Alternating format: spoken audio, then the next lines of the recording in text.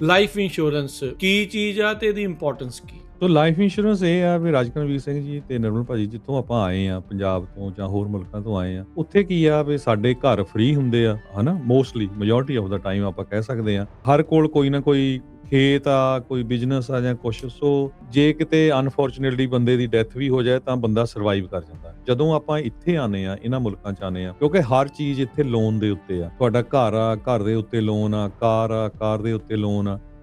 ਸੋ ਜੇ husband wife ਆ, ਜੇ ਇੱਕ ਜਾਣੇ ਦੀ ਵੀ ਡੈਥ ਹੋ ਜਾਏ ਤੇ ਬਹੁਤ ਹਾਰਡ ਹੁੰਦਾ ਦੂਜੇ ਬੰਦੇ ਦੇ ਲਈ ਉਹ ਸਰਵਾਈਵ ਕਰਨਾ ਜੇ ਲਾਈਫ ਇੰਸ਼ੋਰੈਂਸ ਨਾ ਹੋਵੇ। ਸੋ ਜਿਹੜੀ ਤੁਹਾਡੀ ਲਾਈਫ ਆ, ਇਹਦਾ ਕਿਸੇ ਨੂੰ ਨਹੀਂ ਪਤਾ ਵੀ ਕਿਹੜੇ ਵੇਲੇ ਕੀ ਹੋ ਜਾਣਾ ਆ। ਤੇ ਲੇਟ ਟੂ ਲੇਟ ਬੰਦਾ ਕਿੰਨਾ ਕਰਾ ਸਕਦਾ to get the best premium, best possible premium? 50-60 year old ਤੱਕ ਬੈਸਟ ਪ੍ਰੀਮੀਅਮ ਦੇ ਕਰ ਸਕਦਾ। ਪਰ ਮੋਸਟਲੀ ਕੀ ਹੁੰਦਾ ਨਿਰਮਲ ਭਾਜੀ, ਬੰਦਾ ਲਾਈਫ ਇੰਸ਼ੋਰੈਂਸ ਕਰਾਉਂਦਾ ਕਾਤੇ ਆ ਵੀ ਜੇ ਕੱਲ ਨੂੰ ਇਨ ਕੇਸ ਮੈਨੂੰ ਕੁਝ ਹੋ ਗਿਆ ਤੇ ਘੱਟੋ ਘੱਟ ਮੇਰੇ ਬੱਚੇ ਜਿਹੜੇ ਆ ਉਹ ਪੜ੍ਹ ਸਕਣ ਤੇ ਉਹਨਾਂ ਦੇ ਗਾਹਾਂ ਵਿਆਹ ਹੋ ਜਾਣ, ਉਹ ਸੈੱਟ ਹੋ ਜਾਣ। ਠੀਕ ਹੈ ਕਿ ਨਹੀਂ? ਸੋ ਜਦੋਂ ਬੱਚੇ ਤੁਹਾਡੇ ਪੜ੍ਹ ਗਏ, ਸੈੱਟ ਹੋ ਗਏ, 30-35 ਸਾਲ ਦੇ ਹੋ ਗਏ, ਫੇਰ ਕੋਈ ਕਿਸੇ ਨੂੰ ਫਿਕਰ ਨਹੀਂ ਕਰਨਾ ਚਾਹੀਦਾ। ਸੋ ਉਦਾਂ ਦੀਆਂ ਸਿਚੁਏਸ਼ਨ ਵੀ ਮੈਂ ਦੇਖੀਆਂ ਵੀ ਬੰਦਿਆਂ ਨੇ ਮਿਲੀਅਨ ਦੀ ਲਾਈਫ ਇੰਸ਼ੋਰੈਂਸ ਕਰਾਈ ਸੀ ਤੇ ਜਦੋਂ ਡੈਥ ਹੋ ਗਈ ਤੇ ਨਿਆਣੇ ਵੀ ਐਨ ਸੈਟਲ ਆ, ਸਾਰਾ ਕੁਝ, ਮੁੜ ਕੇ ਉਹਨਾਂ ਨੇ ਹਫਤਾ ਨਹੀਂ ਟਪਾਇਆ ਵੇ। ਕਿਸੇ ਨੇ 90,000 ਦੀ ਕਾਰ ਲੈ ਲਈ, ਕਿਸੇ ਨੇ 80,000 ਦੀ ਕਾਰ ਲੈ ਲਈ। ਸੋ ਉਹ ਸਾਨੂੰ ਦੇਖਣਾ ਪੈਣਾ ਹੈ ਵੀ ਸਾਡੀਆਂ ਜਿਹੜੀਆਂ ਕਿੰਨੀ ਕੁ ਲਾਇਬਿਲਿਟੀ ਹੈਗੀ ਆ, ਕਿੰਨਾ ਕੁ ਲੋਨ ਰਹਿੰਦਾ ਤੁਹਾਡਾ ਘਰ ਦਾ ਜਾਂ ਹੋਰ, ਤੇ ਬੱਚਿਆਂ ਦੀ ਕੀ ਏਜ ਹੈਗੀ ਆ। ਮੈਨੂੰ 1992 ਤੋਂ ਕੰਮ ਕਰ ਰਿਹਾ, ਮੇਰੇ 95% ਮੈਂ ਜਿਹੜੀਆਂ ਪਾਲਿਸੀ ਸੈਲ ਕੀਤੀਆਂ ਉਹ ਟਰਮ ਦੀਆਂ ਹੀ ਆ। ਹੁਣ ਟਰਮ ਦੇ ਵਿੱਚ ਕੀ ਆ ਵੀ ਮੰਨ ਲਓ ਵੀ ਤੁਹਾਡਾ ਇੱਕ ਤਾਂ ਪ੍ਰੀਮੀਅਮ ਬੜਾ ਸਸਤਾ ਹੁੰਦਾ। 30 ਸਾਲਾਂ ਦਾ ਕੋਈ ਬੰਦਾ ਹੈਗਾ, ਜੇ ਹੁਣ 5 ਲੱਖ ਦੀ ਇੰਸ਼ੋਰੈਂਸ ਕਰਾਈ ਆ, ਮੇਬੀ $50 ਪ੍ਰੀਮੀਅਮ ਲਾ ਲਓ ਹਨਾ, ਸਾਲ ਦਾ $600 ਹੋਇਆ। ਜੇ ਤੁਹਾਨੂੰ ਇੰਸ਼ੋਰੈਂਸ ਕੰਪਨੀ 100% ਵੀ ਕਮਿਸ਼ਨ ਦਿੰਦੀ ਆ ਤੇ ਉਹ $600 ਹੀ ਤੁਹਾਨੂੰ ਮਿਲਣਾ ਹੈਗਾ ਆ। ਠੀਕ ਹੈ ਕਿ ਨਹੀਂ? ਜੇ ਤੁਸੀਂ ਉਹ ਯੂਨੀਵਰਸਲ ਕਰੋਗੇ $500, 50 ਤੋਂ ਲੈ ਕੇ ਤੁਸੀਂ 500 ਕਰਤਾ, ਰਾਈਟ?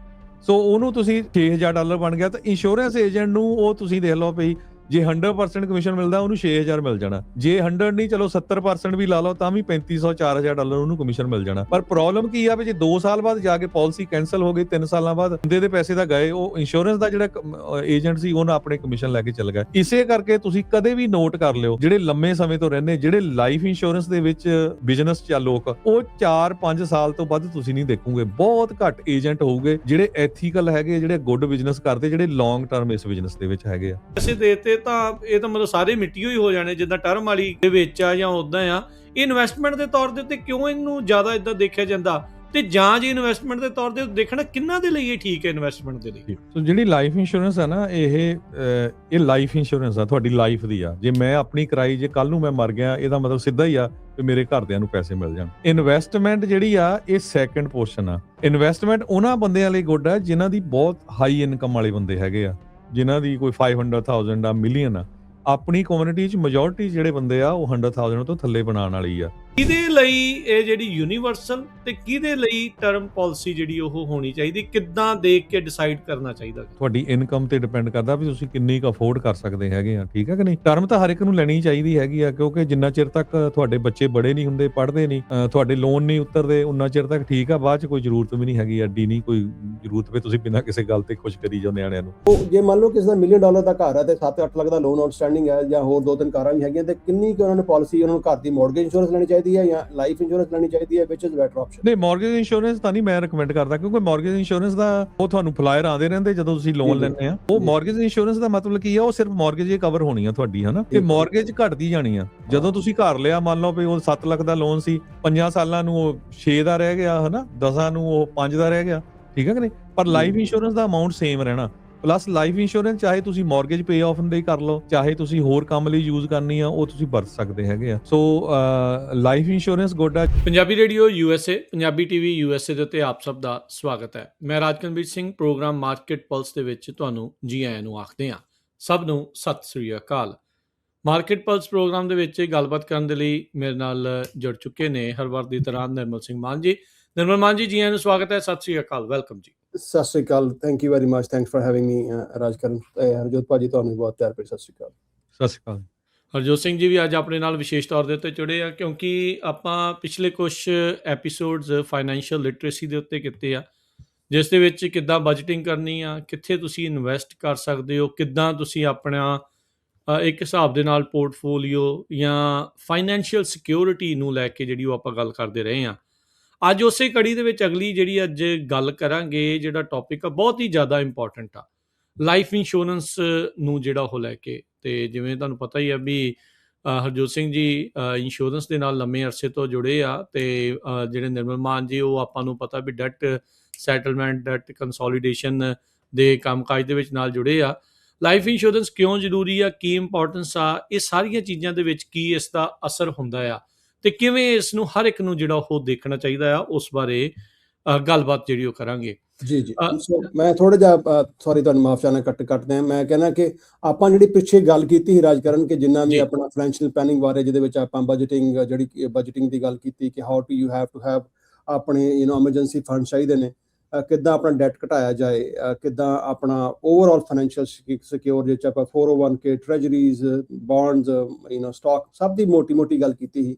ਰੌਥ, IRAs, ਉਹ ਸਾਰੀਆਂ ਗੱਲਾਂ ਐਗਜ਼ੈਕਟਲੀ, IRA, ਰੌਥ IRA, 401k, ਆਪਣਾ ਪਰਸਨਲ ਕਿੱਦਾਂ ਕਰਨਾ, ਜਾਂ ਜੇ ਤੁਸੀਂ ਓਨਰ ਆਪਰੇਟਰ ਹੋ ਜਾਂ ਸਮਾਲ ਬਿਜ਼ਨਸ ਹੋ, ਤੁਸੀਂ ਉਹਨੂੰ ਜਿੰਨੇ ਵੀ ਪੁਰਾਣੇ ਪ੍ਰੋਗਰਾਮ ਦੇਖ ਸਕਦੇ ਹੋ, ਜੇ ਤੁਹਾਨੂੰ ਕਿੱਦਾਂ ਬੈਨੀਫਿਸ਼ੀਅਲ ਹੋ ਸਕਦਾ, ਮੈਕਸਿਮਮ ਟੈਕਸ ਬੈਨੀਫਿਟਸ ਪਲੱਸ ਤੁਹਾਨੂੰ ਓਵਰਆਲ ਕਿੰਨੇ ਤੁਹਾਡੀ ਲੌਂਗ ਟਰਮ ਰਿਟਾਇਰਮੈਂਟ 'ਚ ਕਿੰਨੇ ਫਾਇਦੇ ਹੋ ਸਕਦੇ ਨੇ।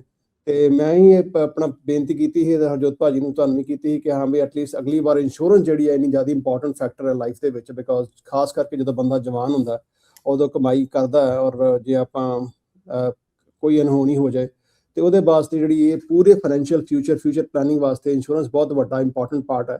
ਤੇ ਇਸ ਕਰਕੇ ਅੱਜ ਹਰਜੋਤ ਭਾਜੀ ਨੂੰ ਨਾਲ ਲੈ ਕੇ ਆਏ ਕਿ ਜਿਹੜੇ, ਕਿਉਂਕਿ ਜਿੰਨਾ ਉਹਨਾਂ ਨੂੰ ਇਸ ਸਬਜੈਕਟ ਬਾਰੇ ਪਤਾ, ਪਿਛਲੇ ਕਈ ਦਹਾਕਿਆਂ ਦੇ ਇਹਦੇ 'ਤੇ ਕੰਮ ਕਰਦੇ ਪਏ ਨੇ, ਤੇ ਔਰ ਪਲੱਸ ਕਿਉਂਕਿ ਆਪਾਂ ਅੱਗੇ ਵੀ ਗੱਲ ਕਰਦੇ ਰਹਿੰਦੇ ਹਾਂ ਆਫ ਦ ਏਅਰ ਵੀ, ਕਿ ਇੱਦਾਂ ਦੇ ਕਈ ਹੈਗੇ ਨੇ ਬੈਡ ਐਲੀਮੈਂਟਸ ਕਿ ਜਿਹੜੇ ਸਿਰਫ ਤੁਹਾਨੂੰ ਇੰਸ਼ੋਰੈਂਸ ਵੇਚਦੇ ਨੇ, ਜਿਹਦੇ ਸਿਰਫ ਤੇ ਸਿਰਫ ਇੰਸ਼ੋਰੈਂਸ ਵੇਚਣ ਵਾਲੇ ਦਾ ਹੀ ਫਾਇਦਾ ਹੁੰਦਾ, ਬਾਈ ਕਰਨ ਵਾਲੇ ਦਾ ਜ਼ਿਆਦਾ ਫਾਇਦਾ ਨਹੀਂ ਹੁੰਦਾ।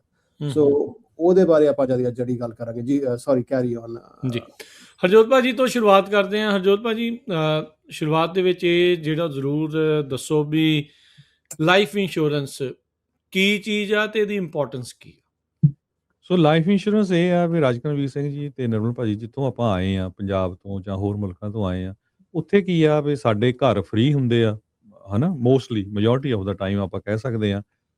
ਹਰ ਕੋਲ ਕੋਈ ਨਾ ਕੋਈ ਖੇਤ ਆ, ਕੋਈ ਬਿਜ਼ਨਸ ਆ ਜਾਂ ਕੁਛ। ਸੋ ਜੇ ਕਿਤੇ ਅਨਫੋਰਚੂਨੇਟਲੀ ਬੰਦੇ ਦੀ ਡੈਥ ਵੀ ਹੋ ਜਾਏ ਤਾਂ ਬੰਦਾ ਸਰਵਾਈਵ ਕਰ ਜਾਂਦਾ। ਜਦੋਂ ਆਪਾਂ ਇੱਥੇ ਆਉਂਦੇ ਆ, ਇਹਨਾਂ ਮੁਲਕਾਂ 'ਚ ਆਉਂਦੇ ਆ, ਕਿਉਂਕਿ ਹਰ ਚੀਜ਼ ਇੱਥੇ ਲੋਨ ਦੇ ਉੱਤੇ ਆ। ਤੁਹਾਡਾ ਘਰ ਆ, ਘਰ ਦੇ ਉੱਤੇ ਲੋਨ ਆ, ਕਾਰ ਆ, ਕਾਰ ਦੇ ਉੱਤੇ ਲੋਨ ਆ। ਸੋ ਜੇ ਹਸਬੈਂਡ ਵਾਈਫ ਆ, ਜੇ ਇੱਕ ਜਾਣੇ ਦੀ ਵੀ ਡੈਥ ਹੋ ਜਾਏ ਤੇ ਬਹੁਤ ਹਾਰਡ ਹੁੰਦਾ ਦੂਜੇ ਬੰਦੇ ਦੇ ਲਈ ਉਹ ਸਰਵਾਈਵ ਕਰਨਾ, ਜੇ ਲਾਈਫ ਇੰਸ਼ੋਰੈਂਸ ਨਾ ਹੋਵੇ। ਪਿਛਲੇ ਮੈਂ 34-35 ਸਾਲਾਂ 'ਚ ਪਰਸਨਲ ਲਾਈਫ 'ਚ ਵੀ ਬਹੁਤ ਦੇਖੇ ਆ, ਕਈ ਬੰਦੇ ਵਿਚਾਰੇ ਬੰਦੇ ਦੀ ਡੈਥ ਹੋ ਗਈ, ਬਾਅਦ ਦੇ ਵਿੱਚ ਉਹਨਾਂ ਕੋਲ ਲਾਈਫ ਇੰਸ਼ੋਰੈਂਸ ਨਹੀਂ ਸੀ ਤੇ ਉਹਨਾਂ ਦਾ ਘਰ ਵੀ ਬੈਂਕ ਨੂੰ ਚਲ ਗਿਆ, ਸਾਰਾ ਕੁਛ, ਤੇ ਪਰਿਵਾਰ ਵੀ ਰੁਲ ਗਿਆ। ਸੋ ਕਈ ਮੈਂ ਇੱਦਾਂ ਦੀਆਂ ਇੰਸੀਡੈਂਟਸ ਵੀ ਦੇਖੀਆਂ, ਮੇਰੇ ਕਲਾਇੰਟਸ ਵੀ ਦੇਖੇ ਹੈਗੇ ਆ। ਇੰਸ਼ੋਰੈਂਸ ਕਰਾਈ ਸੀ, ਬੰਦੇ ਦੀ ਡੈਥ ਹੋ ਗਈ, ਲੱਕਲੀ ਗੁੱਡ ਅਮਾਊਂਟ ਸੀਗਾ ਤੇ ਉਹਨਾਂ ਦੇ ਜਿਹੜੇ ਘਰ ਦਾ ਲੋਨ ਸੀ ਉਹ ਪੇ ਆਫ ਹੋ ਗਿਆ ਤੇ ਉਹ ਜਿਹੜੀ ਫੈਮਿਲੀ ਆ ਸਰਵਾਈਵ ਕਰ ਗਈ, ਬੱਚੇ ਜਿਹੜੇ ਪੜ੍ਹ ਗਏ ਹੈਗੇ ਆ। ਸੋ ਜਿਹੜੀ ਤੁਹਾਡੀ ਲਾਈਫ ਆ, ਇਹਦਾ ਕਿਸੇ ਨੂੰ ਨਹੀਂ ਪਤਾ ਵੀ ਕਿਹੜੇ ਵੇਲੇ ਕੀ ਹੋ ਜਾਣਾ ਆ। ਸੋ ਇਹ ਹੈ ਤਾਂ ਬਹੁਤ ਵਧੀਆ ਜਿਹੜਾ ਇੰਸਟਰੂਮੈਂਟ ਆ ਤੁਹਾਡਾ ਸੇਵ ਕਰਨ ਦੇ ਲਈ। ਸੋ ਬਹੁਤੀ ਵਾਰੀ ਕੀ ਹੁੰਦਾ, ਆਪਾਂ ਨੂੰ ਸਮਝ ਆਉਂਦਾ ਥੋੜ੍ਹੀ ਲੇਟ ਉਮਰ 'ਚ ਵੀ ਹੁਣ ਲਾਈਫ ਇੰਸ਼ੋਰੈਂਸ ਕਰਾ ਲਈਏ। ਪੰਜਾਬੀਆਂ ਦੀ ਪ੍ਰੋਬਲਮ ਕੀ ਆ ਵੀ ਆਪਾਂ ਸਾਰਿਆਂ ਨੂੰ ਕੋਈ ਨਾ ਕੋਈ ਬਿਮਾਰੀ ਲੱਗ ਜਾਂਦੀ ਆ। ਬਿਮਾਰੀ ਦਾ ਮਤਲਬ ਇਹ ਆ ਵੀ ਕਿਸੇ ਨੂੰ ਕੋਈ ਬਲੱਡ ਪ੍ਰੈਸ਼ਰ ਹੋ ਗਿਆ, ਡਾਇਬੈਟਿਕ ਹੋ ਗਿਆ, ਭਾਰ ਵੱਧ ਗਿਆ। ਸੋ ਕਈ ਵਾਰੀ ਲਾਈਫ ਇੰਸ਼ੋਰੈਂਸ ਹੁੰਦੀ ਨਹੀਂ, ਜੇ ਹੁੰਦੀ ਆ ਫਿਰ ਮਹਿੰਗੀ ਬਹੁਤ ਹੁੰਦੀ ਆ। ਸੋ ਕੋਸ਼ਿਸ਼ ਇਹ ਕਰਨੀ ਚਾਹੀਦੀ ਆ ਵੀ ਜਿੰਨੀ ਅਰਲੀ ਤੁਸੀਂ ਕਰਾ ਲਓ, ਜਿੰਨੀ ਅਰਲੀ ਏਜ ਦੇ ਵਿੱਚ, ਪਲੱਸ ਤੁਹਾਡੀ ਜਿਹੜੀ ਆ ਜਿੰਨਾ ਵੱਧ ਤੋਂ ਵੱਧ ਅਮਾਊਂਟ ਕਰਾ ਸਕਦੇ ਆ। ਜਿਹੜੇ ਲੰਮੇ ਸਮੇਂ ਤੋਂ USA 'ਚ ਰਹਿੰਦੇ, ਤੁਸੀਂ ਦੇਖਿਆ ਹੋਣਾ ਪਹਿਲਾਂ 2.5 ਲੱਖ ਦੇ ਘਰ ਹੁੰਦੇ ਸੀ, 2 ਲੱਖ ਦਾ ਲੋਨ ਸੀ। ਹੁਣ ਉਹੀ ਘਰ ਜਿਹੜੇ 2-2 ਮਿਲੀਅਨ ਦੇ ਆ ਤੇ ਲੋਨ 15-15 ਲੱਖ ਦਾ ਆ। ਸੋ ਉਹ ਅਮਾਊਂਟ ਬਹੁਤ ਜ਼ਰੂਰੀ ਹੈਗਾ। ਸੋ ਕਿਹੜੀ ਲਾਈਫ ਇੰਸ਼ੋਰੈਂਸ ਕਰਾਣੀ ਆ, ਟਰਮ ਕਰਾਣੀ ਆ, ਯੂਨੀਵਰਸਲ ਕਰਾਣੀ ਆ, ਵੇਰੀਏਬਲ ਯੂਨੀਵਰਸਲ ਕਰਾਣੀ ਆ, ਉਹ ਡਿਪੈਂਡ ਹੁੰਦਾ ਆ ਪ੍ਰੋਫੈਸ਼ਨਲ ਦੇ ਉੱਤੇ। ਸੋ ਬਹੁਤ ਸਾਰੇ ਜਿਹੜੇ ਪ੍ਰੋਫੈਸ਼ਨਲ ਆ ਉਹ ਆਪਣਾ ਕਮਿਸ਼ਨ ਦੇਖਦੇ ਆ, ਕਲਾਇੰਟ ਦੀਆਂ ਰਿਕੁਆਇਰਮੈਂਟਸ ਨਹੀਂ ਦੇਖਦੇ, ਜੋ ਕਿ ਉਹ ਟੋਟਲੀ ਮਿਸਰੀਪ੍ਰੈਜ਼ੈਂਟੇਸ਼ਨ ਤੇ ਟੋਟਲੀ ਉਹ ਫਰਾਡ ਹੈਗਾ। ਉਸ ਇਸ਼ੂ ਤੇ ਆਪਾਂ ਗੱਲਬਾਤ ਕਰਾਂਗੇ ਅੱਜ। ਸੋ ਭਾਜੀ, ਹਰਜੋਤ ਭਾਜੀ ਜਿਹੜੀ ਗੱਲ ਕੀਤੀ ਹੈ ਕਿ ਆਪਾਂ ਜਲਦੀ ਤੋਂ ਜਲਦੀ ਕਰਾ ਦਈਏ ਤੇ ਲੇਟ ਤੋਂ ਲੇਟ, ਜੇ ਬੰਦਾ ਮੰਨ ਲਓ ਕਿ ਟੋਟਲੀ ਹੈਲਦੀ ਹੈਗਾ, ਉਹਨੂੰ ਕੋਈ ਵੀ ਅੰਡਰਲਾਈਨਿੰਗ ਹੈਲਥ ਕੰਡੀਸ਼ਨਸ ਨਹੀਂ ਹੈਗੀ, ਡਾਇਬੀਟੀਜ਼ ਜਾਂ ਹਾਰਟ ਪ੍ਰੋਬਲਮ ਜਾਂ ਕੋਈ ਕੈਂਸਰ, ਤੇ ਲੇਟ ਤੋਂ ਲੇਟ ਬੰਦਾ ਕਿੰਨਾ ਕਰਾ ਸਕਦਾ to get the best premium, best possible premium? 50-60 year old ਤੱਕ ਬੈਸਟ ਪ੍ਰੀਮੀਅਮ ਦੇ ਕਰ ਸਕਦਾ। ਪਰ ਮੋਸਟਲੀ ਕੀ ਹੁੰਦਾ ਨਿਰਮਲ ਭਾਜੀ, ਬੰਦਾ ਲਾਈਫ ਇੰਸ਼ੋਰੈਂਸ ਕਰਾਉਂਦਾ ਕਾਹਤੇ ਆ ਵੀ ਜੇ ਕੱਲ ਨੂੰ ਇਨ ਕੇਸ ਮੈਨੂੰ ਕੁਝ ਹੋ ਗਿਆ ਤੇ ਘੱਟੋ ਘੱਟ ਮੇਰੇ ਬੱਚੇ ਜਿਹੜੇ ਆ ਉਹ ਪੜ੍ਹ ਸਕਣ ਤੇ ਉਹਨਾਂ ਦੇ ਗਾਹਾਂ ਵਿਆਹ ਹੋ ਜਾਣ, ਉਹ ਸੈੱਟ ਹੋ ਜਾਣ, ਠੀਕ ਹੈ ਕਿ ਨਹੀਂ? ਸੋ ਜੀ ਜਦੋਂ ਬੱਚੇ ਤੁਹਾਡੇ ਪੜ੍ਹ ਗਏ, ਸੈੱਟ ਹੋ ਗਏ, 25-35 ਸਾਲ ਦੇ ਹੋ ਗਏ, ਫਿਰ ਕੋਈ ਕਿਸੇ ਨੂੰ ਫਿਕਰ ਨਹੀਂ ਕਰਨਾ ਚਾਹੀਦਾ। ਸੋ ਉਦਾਂ ਦੀਆਂ ਸਿਚੁਏਸ਼ਨ ਵੀ ਮੈਂ ਦੇਖੀਆਂ ਵੀ ਬੰਦਿਆਂ ਨੇ ਮਿਲੀਅਨ ਦੀ ਲਾਈਫ ਇੰਸ਼ੋਰੈਂਸ ਕਰਾਈ ਸੀ ਤੇ ਜਦੋਂ ਡੈਥ ਹੋ ਗਈ ਤੇ ਨਿਆਣੇ ਵੀ ਐਨ ਸੈਟਲ ਆ, ਸਾਰਾ ਕੁਝ, ਮੁੜ ਕੇ ਉਹਨਾਂ ਨੇ ਹਫ਼ਤਾ ਨਹੀਂ ਟਪਾਇਆ ਵੇ ਕਿਸੇ ਨੇ 90,000 ਦੀ ਕਾਰ ਲੈ ਲਈ, ਕਿਸੇ ਨੇ 80,000 ਦੀ ਕਾਰ ਲੈ ਲਈ। ਸੋ ਉਹ ਸਾਨੂੰ ਦੇਖਣਾ ਪੈਣਾ ਹੈ ਵੀ ਸਾਡੀਆਂ ਜਿਹੜੀਆਂ ਕਿੰਨੀ ਕੁ ਲਾਇਬਿਲਿਟੀ ਹੈਗੀ ਆ, ਕਿੰਨਾ ਕੁ ਲੋਨ ਰਹਿੰਦਾ ਤੁਹਾਡਾ ਘਰ ਦਾ ਜਾਂ ਹੋਰ, ਤੇ ਬੱਚਿਆਂ ਦੀ ਕੀ ਏਜ ਹੈਗੀ ਆ। ਜੀ ਜਿੱਦਾਂ ਤੁਸੀਂ ਗੱਲ ਕੀਤੀ ਭਾਜੀ ਆਪਣਾ ਨਾ ਤੁਸੀਂ ਆਪ ਕਹਿ ਰਹੇ ਹੋ ਕਿ ਆਪਾਂ ਬੈਕ ਹੋਮ ਉਹਨਾਂ ਕੰਟਰੀ 'ਚੋਂ ਆਏ ਜਿੱਥੇ ਇਹਦਾ ਕੋਈ ਕਨਸੈਪਟ ਹੈ ਨਹੀਂ, ਪਰ ਜਨਰਲੀ ਸਿਸਟਮ ਪੂਰਾ ਸੁਸਾਇਟੀ ਜਾਂ ਕਲਚਰਲ ਸਿਸਟਮ ਇੱਦਾਂ ਦਾ ਕਿ ਸਪੋਰਟ ਕਿਤੇ ਨਾ ਕਿਤੇ ਬਿਲਕੁਲ ਹੋ ਜਾਂਦੀ ਸੀ। ਹੁਣ ਇਹਦੇ 'ਚ ਮੈਂ ਦੇਖਿਆ ਖਾਸ ਕਰਕੇ ਜਿਹੜੀ ਇਮੀਗ੍ਰੈਂਟ ਪਾਪੂਲੇਸ਼ਨ ਆਉਂਦੇ ਨੇ, ਜੀ ਬਹੁਤ ਸਾਰੀਆਂ ਐਸੀਆਂ ਕੰਪਨੀਆਂ ਨੇ, ਇੱਕ ਬਹੁਤ ਵੱਡੀ ਕੰਪਨੀ ਹੈ ਯੂਨੀਵਰਸਲ ਲਾਈਫ ਦੇ ਵਿੱਚ ਜਿਹੜੀ ਕਿਸੇ ਵੱਡੇ ਸ਼ਹਿਰ ਦੇ ਨਾਂ ਤੇ ਚੱਲਦੀ ਹੈ ਈਸਟ ਕੋਸਟ ਤੋਂ। ਹੂੰ ਸੋ ਉਹਦੇ 'ਚ ਕੀ ਹੁੰਦਾ ਕਿ ਇਦਾਂ ਦਾ ਇੱਕ ਪਰਸੈਪਸ਼ਨ ਕ੍ਰੀਏਟ ਕੀਤੀ ਜਾਂਦੀ ਹੈ ਜਿਹੜੀ ਯੂਨੀਵਰਸਲ ਲਾਈਫ ਦੇ ਵਿੱਚ ਕਿ ਹਾਂਜੀ ਜਿਹੜੇ ਤੁਸੀਂ ਪੈਸੇ ਦਿਓਗੇ ਸਾਰੇ ਤੁਹਾਨੂੰ ਵਾਪਸ ਮਿਲ ਜਾਣੇ ਨੇ। ਉਹਦੇ ਤੇ ਕਿਤੇ ਨਾ ਕਿਤੇ ਸਾਨੂੰ ਇਹ ਗਰੀਡ ਆ ਜਾਂਦੀ ਹੈ, ਖਾਸ ਕਰਕੇ ਇਮੀਗ੍ਰੈਂਟ ਪਾਪੂਲੇਸ਼ਨ ਨੂੰ, ਕਿ ਅਸੀਂ ਜੀ ਪੈਸੇ ਵੇਸਟ ਨਹੀਂ ਕਰਨੇ, ਜਿਹੜੇ ਪੇ ਕਰ ਰਹੇ ਆ ਉਹ ਵਾਪਸ ਆ ਜਾਣਗੇ। ਔਰ ਜੇ ਆਪਾਂ ਉਹ ਯੂਨੀਵਰਸਲ ਲਾਈਫ ਨੂੰ ਦੇਖਿਆ ਜਾਏ ਕਿਸੇ ਵੀ ਕੰਪਨੀ ਦੀ ਹੋਏ, ਉਹਦੇ 'ਚ ਜਨਰਲੀ ਤਾਂ ਲੱਗਦਾ ਤਾਂ ਹੈਗਾ ਪੈਸੇ ਵਾਪਸ ਆ ਜਾਣਗੇ, ਪਰ ਲੌਂਗ ਰਨ ਦੇ ਵਿੱਚ ਮੈਂ ਦੇਖਿਆ ਕਿ ਉਹ ਆਪਣਾ ਹਰਜੋਤ ਭਾਜੀ ਇੰਨੀ ਜ਼ਿਆਦਾ ਬੈਨੀਫੀਸ਼ੀਅਲ ਹੁੰਦੀ ਨਹੀਂ ਜਿਹੜਾ ਕੰਜ਼ਿਊਮਰਾਂ ਦੇ ਵਾਸਤੇ, ਬਿਕੋਜ਼ ਜਿੰਨੇ ਤੁਸੀਂ ਪੈਸੇ ਦਿੰਦੇ ਹੋ ਉਹ return on investment is much lower than ਜੇ ਤੁਸੀਂ ਪੈਸੇ ਉਦਾਂ ਸਾਈਡ ਤੇ ਰੱਖ ਦਿਓ। ਸੋ ਮੈਂ ਕਹਾਂਗਾ ਥੋੜਾ ਜਿਹਾ ਤੁਸੀਂ ਯੂਨੀਵਰਸਲ ਦੇ ਟਰਮ ਦੇ ਵਿੱਚ ਥੋੜਾ ਜੀ ਜਿਹਾ ਕੰਪੈਰੀਜ਼ਨ ਕਰੋ ਤੇ ਦੱਸੋ ਸੋ ਕਿ ਬਿਲਕੁਲ ਜੇ ਤੁਸੀਂ ਗੂਗਲ ਵੀ ਸਰਚ ਕਰੋ ਜਾਂ ਹੋਰ ਵੀ ਆਪਣੀ ਸਟੱਡੀ ਕਰੋ, ਬਹੁਤ ਸਾਰੇ ਜਿਹੜੇ ਫਾਈਨੈਂਸ਼ੀਅਲ ਪਲਾਨਰਸ ਆ, ਈਵਨ ਸੂਜ਼ੀ ਔਰਮਨ ਵਰਗੇ ਵੀ, ਹੋਰ ਵੀ, ਉਹ ਕਹੂਗੇ ਵੀ ਹਾਂ ਤੁਹਾਨੂੰ ਟਰਮ ਇੰਸ਼ੋਰੈਂਸ ਲੈਣੀ ਚਾਹੀਦੀ ਹੈਗੀ ਆ। ਟਰਮ ਇੰਸ਼ੋਰੈਂਸ ਦੇ ਵਿੱਚ ਕੀ ਹੁੰਦਾ ਆ ਵੀ ਤੁਸੀਂ ਚਾਹੇ 10 ਸਾਲਾਂ ਲਈ ਲੈ ਲਓ, 20 ਲਈ ਲੈ ਲਓ, 30 ਲੈ ਲਓ। ਅੱਜ ਕੱਲ੍ਹ ਕਈ ਕੰਪਨੀਆਂ 40 ਈਅਰ ਦੀ ਵੀ ਟਰਮ ਇੰਸ਼ੋਰੈਂਸ ਦਿੰਦੀਆਂ। ਵੀ ਮੰਨ ਲਓ ਵੀ ਬੰਦਾ 20 ਸਾਲ ਦਾ ਜਾਂ 30 ਸਾਲ ਦਾ ਆ, ਤੁਸੀਂ ਮੰਨ ਲਓ ਵੀ 30 ਈਅਰ ਦੀ ਵੀ ਟਰਮ ਲੈ ਲਈ, 60 ਸਾਲਾਂ 'ਚ ਹੋ ਕੇ ਉਹ ਖਤਮ ਹੋ ਜਾਣੀ ਆ। ਪਰ 60 ਸਾਲਾਂ ਤੇ ਤੁਹਾਡਾ, ਜੇ ਤੁਸੀਂ 30 ਸਾਲਾਂ ਦੇ, ਤੁਹਾਡੇ ਨਿਆਣੇ ਵੀ ਤਕੜੇ ਹੋ ਜਾਣੇ ਆ, ਉਹ ਪੜ੍ਹ ਵੀ ਜਾਣੇ ਆ, ਉਹ ਨਹੀਂ ਵਿਆਹ ਵੀ ਕਰਾ ਲੈਣੇ ਆ, ਤੇ ਤੁਹਾਨੂੰ ਕੋਈ ਫਿਕਰ ਦੀ ਜ਼ਰੂਰਤ ਵੀ ਨਹੀਂ। ਹੋਪਫੁਲੀ 30 ਸਾਲਾਂ 'ਚ ਤੁਹਾਡਾ ਲੋਨ ਵੀ ਸਾਰਾ ਉਤਰ ਜਾਊਗਾ 60 ਸਾਲਾਂ ਤੱਕ ਜਾ ਕੇ, ਠੀਕ ਹੈ ਕਿ ਜੀ ਨਹੀਂ? ਸੋ ਕੀ ਹੁੰਦਾ ਵੀ ਜਿਹੜਾ ਇੱਕ ਇੰਸ਼ੋਰੈਂਸ ਬ੍ਰੋਕਰ ਹੁੰਦਾ, ਉਹਦਾ ਕੰਮ ਇਹ ਹੁੰਦਾ ਹੈ ਵੀ ਜਿਹੜਾ ਕਲਾਇੰਟ ਆ, ਕਲਾਇੰਟ ਦੀ ਨੀਡ ਕੀ ਆ ਤੇ ਕਲਾਇੰਟ ਅਫੋਰਡ ਕੀ ਕਰ ਸਕਦਾ, ਉਹਦੇ ਬੇਸ ਦੇ ਉੱਤੇ ਜਿਹੜਾ ਤੁਸੀਂ ਉਹਨੂੰ ਪ੍ਰੋਡਕਟ ਸੈਲ ਕਰਨਾ ਹੁੰਦਾ। ਯੂਨੀਵਰਸਲ ਲਾਈਫ 'ਚ ਕੀ ਆ ਵੀ ਇਹਦੇ 'ਚ ਕੀ ਆ ਵੀ ਤੁਹਾਨੂੰ ਰੇਟ ਆਫ ਰਿਟਰਨ ਸ਼ੋ ਹੁੰਦੀ ਆ ਵੀ ਜੀ ਤੁਹਾਨੂੰ ਇੰਟਰਸਟ ਆਊਗਾ ਵਾਪਸ, ਤੁਹਾਡੀ ਕੈਸ਼ ਵੈਲਿਊ ਹੋ ਜਾਣੀ ਆ। ਉਹ ਠੀਕ ਆ, ਆਉਂਦੀ ਆ, ਪਰ ਉਹਦੇ 'ਚ ਬਹੁਤ ਜ਼ਿਆਦਾ ਮਿਸ ਰਿਪਰੈਜ਼ੈਂਟੇਸ਼ਨ ਕੀਤੀ ਜਾਂਦੀ ਆ। ਸੋ ਜਿਸ ਤਰ੍ਹਾਂ ਤੁਸੀਂ ਕੰਪਨੀ ਦਾ ਨਾਂ ਦੱਸਿਆ, ਪਹਿਲਾਂ ਉਹ ਵਰਲਡ ਮਾਰਕੀਟਿੰਗ ਅਲਾਇੰਸ ਹੁੰਦੀ ਸੀ, ਉਹਦਾ ਬਹੁਤ ਵੱਡਾ ਫਰਾਡ ਨਿਕਲਿਆ, ਫਿਰ ਉਹ ਬੈਂਕਰਪਟ ਵੀ ਹੋ ਗਈ। ਮੁੜ ਕੇ ਉਹਦੇ ਜਿਹੜੇ ਕੁਛ ਬੰਦੇ ਆ, ਫਿਰ ਉਹਨਾਂ ਨੇ ਖੁੱਲ ਕੇ ਹੋਰ ਕੰਪਨੀਆਂ ਖੋਲ ਲਈਆਂ। ਸੋ ਉਹਦੇ 'ਚ ਕੀ ਹੋ ਰਿਹਾ ਹੈਗਾ ਵੀ ਮਿਸ ਰਿਪਰੈਜ਼ੈਂਟੇਸ਼ਨ ਇਦਾਂ ਕਰਦੇ ਆ ਵੀ ਪ੍ਰੋਜੈਕਸ਼ਨ ਬਹੁਤ ਸ਼ੋ ਕਰਦੇ ਵੀ ਤੁਹਾਨੂੰ ਜੀ ਰੇਟ ਆਫ ਰਿਟਰਨ 8%, 10%, ਤੇ ਪਹਿਲਾਂ ਜਿਹੜੀਆਂ ਵੇਰੀਏਬਲ ਲਾਈਫ ਹੁੰਦੀਆਂ ਸੀ ਨਾ, ਜਦੋਂ WMA ਸੀ, ਉਹ 20-20, 22% ਤੱਕ ਜਿਹੜੀਆਂ ਪ੍ਰੋਜੈਕਸ਼ਨ ਸ਼ੋ ਕਰਦੇ ਸੀ। ਸ਼ੋ ਇਦਾਂ ਕਰਦੇ ਸੀ। ਤੇ ਜਦੋਂ ਸਟਾਕ ਮਾਰਕੀਟ ਕ੍ਰੈਸ਼ ਹੋਈ ਤੇ ਉਹ ਸਾਰਿਆਂ ਦੀ ਜਿਹੜੀ ਕੈਸ਼ ਵੈਲਿਊ ਉਹ ਜ਼ੀਰੋ ਹੋ ਗਈ। ਸੋ ਦੂਜਾ ਉਹਦੇ 'ਚ ਜਿਹੜਾ ਕਦੇ ਨਹੀਂ ਦੱਸਦੇ ਵੀ ਸਰੈਂਡਰ ਚਾਰਜ ਹੁੰਦੇ ਆ। ਉਹ ਕਹਿੰਦੇ ਵੀ ਜੀ ਠੀਕ ਆ ਤੁਹਾਡੇ, ਜੀ ਆ ਪੈਸੇ ਦੇਣੇ ਸ਼ੁਰੂ ਕਰੋ, $500, $600, ਇਹ ਏਜੰਟ ਹੀ ਤੁਹਾਨੂੰ ਦੱਸਦਾ, ਕੋਈ ਕਸਟਮਰ ਨੇ ਨਹੀਂ ਕਹਿਣਾ ਵੀ ਮੈਂ ਇੰਨਾ ਅਫੋਰਡ ਕਰ ਸਕਦਾ ਜਾਂ ਨਹੀਂ। ਸੋ ਉਹ ਤੁਸੀਂ ਜਦੋਂ ਕਹਿੰਦੇ ਆ ਵੀ ਮੈਂ ਜੀ ਹੁਣ ਤਾਂ ਪੈਸੇ ਕਢਾਣੇ ਆ, ਤੇ ਉਹ ਜਦੋਂ ਤੁਹਾਨੂੰ ਪਤਾ ਲੱਗਦਾ ਉਹਦੇ ਤੇ ਸਰੈਂਡਰ ਚਾਰਜ ਆ। ਸੋ ਬਹੁਤ ਸਾਰੀਆਂ ਜਿਹੜੀਆਂ ਯੂਨੀਵਰਸਲ ਲਾਈਫ ਪਾਲਿਸੀਜ਼ ਆ, ਉਹਨਾਂ ਦੇ ਉੱਤੇ 12 ਸਾਲ ਦਾ, 15 ਸਾਲ ਦਾ ਸਰੈਂਡਰ ਚਾਰਜ ਆ। ਮਤਲਬ ਜੇ 12 ਸਾਲ ਤੋਂ ਪਹਿਲਾਂ ਤੁਸੀਂ ਪੈਸੇ ਕਢਾਉਣੇ ਚਾਹੋਗੇ ਜਾਂ ਉਹਨੂੰ ਬੰਦ ਕਰਨਾ ਚਾਹੋਗੇ, ਤੁਹਾਡੇ ਤੇ ਪੈਨਲਟੀ ਪਊਗੀ। ਕਈ ਵਾਰੀ ਤਾਂ ਜੇ ਜਿਹੜੇ 4-5 ਸਾਲ ਬਾਅਦ ਤੁਸੀਂ ਕੈਂਸਲ ਕਰਾਓਗੇ ਤਾਂ ਤੁਹਾਨੂੰ ਕੁਝ ਨਹੀਂ ਮਿਲਣਾ। ਮਤਲਬ ਉਹ ਆ ਵੀ ਜਿਹੜੇ ਦਿੱਤੇ ਪ੍ਰੀਮੀਅਮ ਉਹ ਵੀ ਗਿਆ ਤੇ ਮਿਲਣਾ ਵੀ ਕੱਖ ਨਹੀਂ, ਤੇ ਉੱਤੋਂ ਫੀਸ ਲਾ ਕੇ ਪੈਨਲਟੀ ਪਾ ਕੇ ਫਿਰ ਬੰਦੇ ਨੂੰ ਬੰਦ ਕਰਾਉਣੀ ਪੈਂਦੀ। ਜੀ ਕਿਉਂਕਿ ਨਿਰਮਲ ਮਾਨ ਜੀ, ਸੌਰੀ, ਮੈਂ ਤੁਹਾਡੀ ਤੁਸੀਂ ਗੱਲ ਆਪਣੀ ਕੰਪਲੀਟ ਕਰ ਲਿਓ। ਮੈਂ ਇਹ ਗੱਲ ਇਹ ਕਹਿਣਾ ਚਾਹੁੰਦਾ ਵੀ ਹੁਣ ਕਿਉਂਕਿ ਇਕਨੋਮਿਕ ਹਾਲਾਤ ਇਹਨਾਂ ਦੇ ਵਿੱਚ ਉਤਾਰ ਚੜਾਵ ਚੱਲਦਾ ਰਹਿੰਦਾ। ਅੱਜ ਤੋਂ 2 ਸਾਲ ਪਹਿਲਾਂ ਗੱਲ ਕਰੋ, ਜੇ ਕਿਸੇ ਦਾ ਮੰਨ ਲਓ ਪ੍ਰੀਮੀਅਮ ਐਗਜ਼ਾਮਪਲ ਦੇ ਤੌਰ ਦੇ ਉੱਤੇ ਵੀ ਇਹ ਪ੍ਰੋਜੈਕਸ਼ਨ ਦੇ ਨਾਲ ਕਹਿੰਦੇ ਵੀ ਤੁਸੀਂ $500 ਪਰ ਬੰਦੇ ਦੇ ਹਿਸਾਬ ਦੇ ਨਾਲ, ਇੰਡੀਵਿਜੂਅਲ ਦੇ ਹਿਸਾਬ ਦੇ ਨਾਲ ਦੇਈ ਚਲੋ, ਉਹਦੇ ਬੰਦੇ ਨੂੰ ਫਿਕਰ ਨਹੀਂ ਆ, ਕਹਿੰਦਾ ਯਾਰ ਇੰਨੀ ਵਧੀਆ ਕਮਾਈ ਆ, ਕੋਈ ਚੱਕਰ ਹੀ ਨਹੀਂ, ਆਪਾਂ ਦੇਈ ਚੱਲਾਂਗੇ। ਪਰ ਤੁਸੀਂ ਆ 2-3 ਸਾਲ ਅੱਗੇ ਆ ਗਏ ਆ, ਤਾਂ ਉਦੋਂ ਹੁਣ ਪੂਰੇ ਟੱਬਰ ਦੇ ਲਈ 500 ਦੇਣਾ ਔਖਾ ਲੱਗਣ ਦਿਆ। ਸੋ ਵੀ ਉਸ ਹੁਣ ਮੈਂ ਟਾਈਮ ਦੇਦਾ ਨਾ ਐਗਜ਼ਾਮਪਲ, ਦੇਖੋ ਵੀ ਜੇ 3 ਸਾਲ ਪਹਿਲਾਂ ਉਹ ਤੁਸੀਂ ਫਸਾਤਾ ਬੰਦਾ, ਕੋਈ ਟਰੱਕਰ ਆ ਮੰਨ ਲਓ, $500 ਉਹਦਾ, $400 ਉਹਦੀ ਵਾਈਫ ਦਾ, 200 ਨਿਆਣਿਆਂ ਦਾ, ਠੀਕ ਹੈ ਕਿ ਨਹੀਂ? 11-1200 ਨੂੰ ਫਸਾਤਾ। ਹੁਣ ਅੱਜ ਦੀ ਡੇਟ 'ਚ ਉਹ ਬੰਦਾ ਵਿਚਾਰਾ ਟਰੱਕ ਨਹੀਂ ਚਲਾ ਸਕਦਾ, ਕੋਈ ਇਸ਼ੂ ਆ ਗਿਆ, ਹਨਾ, ਠੀਕ ਹੈ ਕਿ ਨਹੀਂ?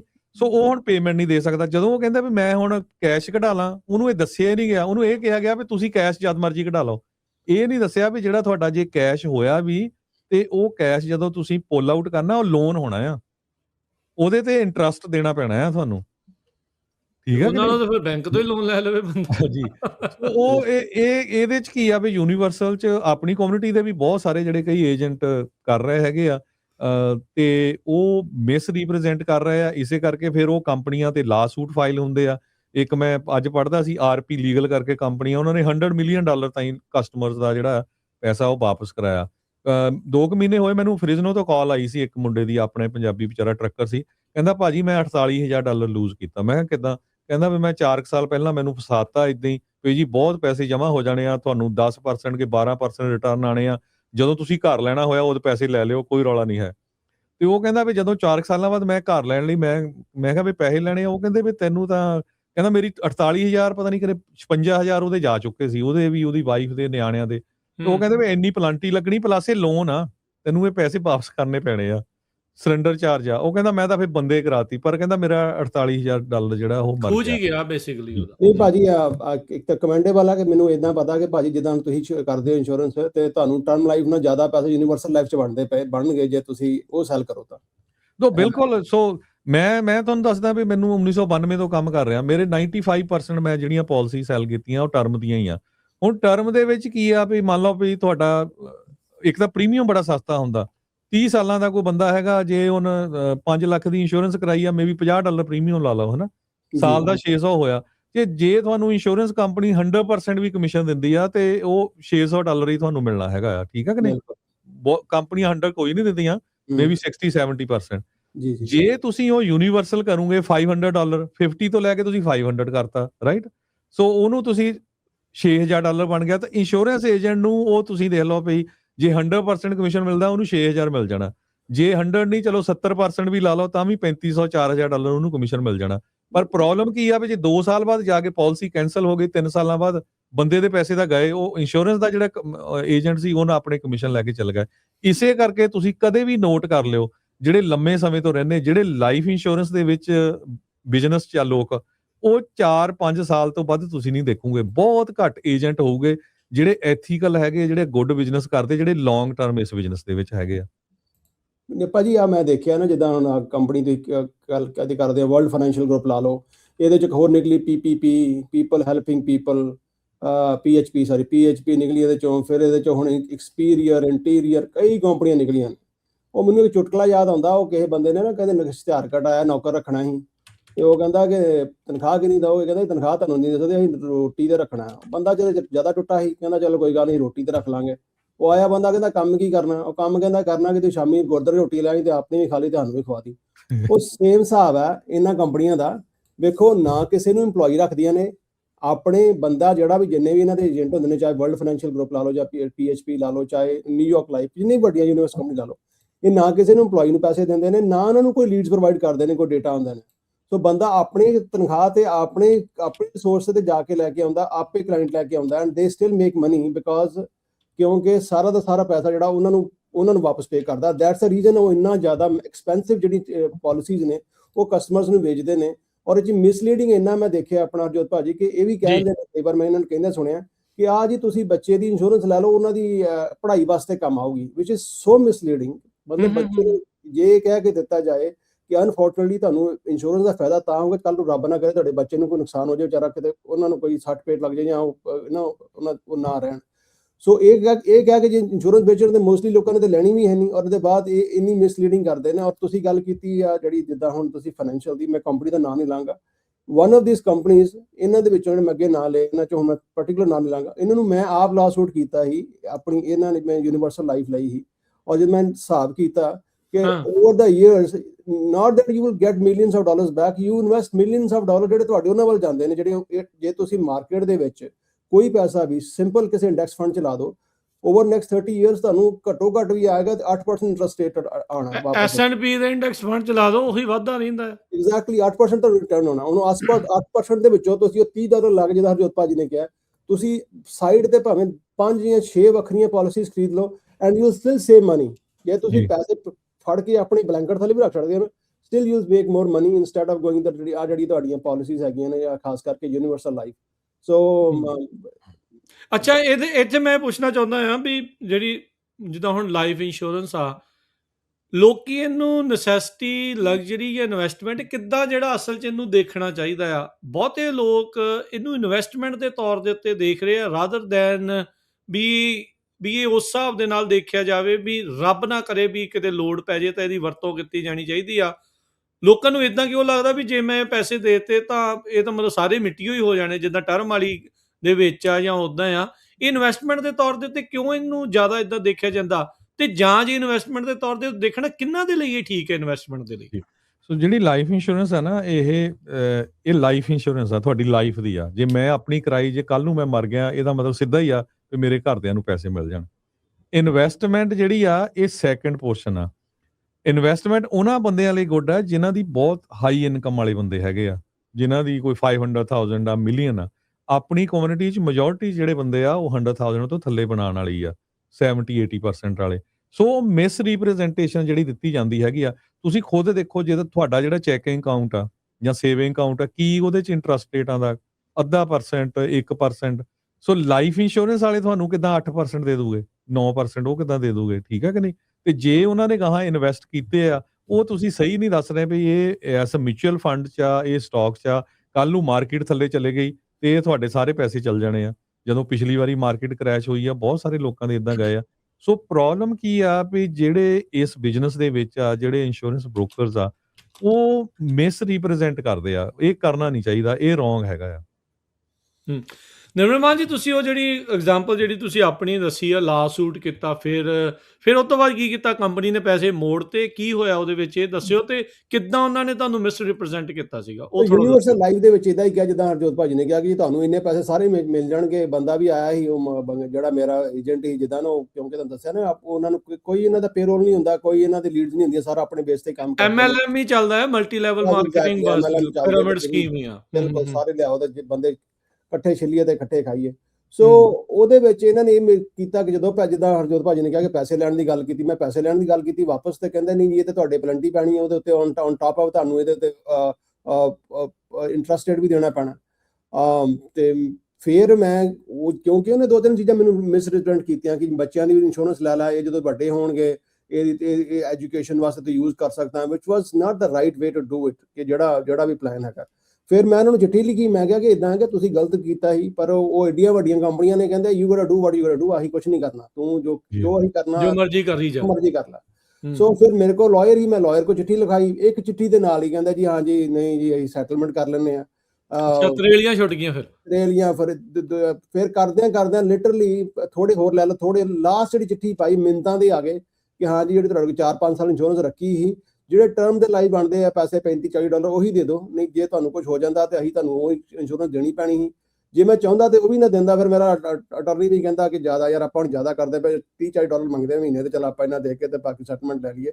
ਸੋ ਸੈਟਲਮੈਂਟ ਦੇ ਵਿੱਚ ਮੈਨੂੰ ਇੱਕ ਇਹ ਵੀ ਸੈਟਲਮੈਂਟ ਕਲੌਜ਼ ਸੀ ਕਿ ਮੈਂ ਇਹਦੇ ਬਾਰੇ ਡਿਸਕਸ ਨਹੀਂ ਕਰ ਸਕਦਾ। ਸੋ ਮੈਂ ਕੰਪਨੀ ਦਾ ਨਾਮ ਦੱਸੇ ਬਗੈਰ ਮੈਂ ਇਹ ਕਹਿੰਦਾ ਕਿ ਕੰਪਨੀਆਂ ਜੇ ਜਿੰਨੀਆਂ ਵੀ ਨੇ ਤੁਸੀਂ ਇਹਨਾਂ ਦੇ ਵਿੱਚੋਂ, ਔਰ ਜਿਹੜਾ ਬੰਦਾ ਵੀ ਆਉਂਦਾ, ਮੈਂ ਜਿੱਦਾਂ ਹੁਣ ਭਾਜੀ ਨੇ ਕਿਹਾ ਕਿ ਆ ਖਾਸ ਕਰਕੇ ਜਿਹੜੀਆਂ ਆਉਂਦੇ ਨੇ ਤੁਹਾਡੇ ਕੋਲ ਸਾਈਨ ਅਪ ਕਰਾਉਣ ਵਾਲੇ, ਉਹਨੂੰ ਕਹੋ ਕਿ ਜੋ ਵੀ ਤੁਸੀਂ ਕਹਿੰਦੇ ਲਿਖ ਕੇ ਦੇ ਆਹ ਵਾਲਾ ਚੀਜ਼ਾਂ, ਬਿਕੋਜ਼ ਉਹ ਇਦਾਂ ਦਾ ਇਹ ਲਾਇਬਲ ਹੋ ਸਕਦੇ ਬੰਦੇ ਜਿਹੜੇ ਮਿਸ ਰਿਪਰੈਜ਼ੈਂਟ ਕਰਦੇ ਆ, ਤਦੇ ਤਾਂ ਜਿੱਤੇ ਆ ਕੇਸ ਇਹ।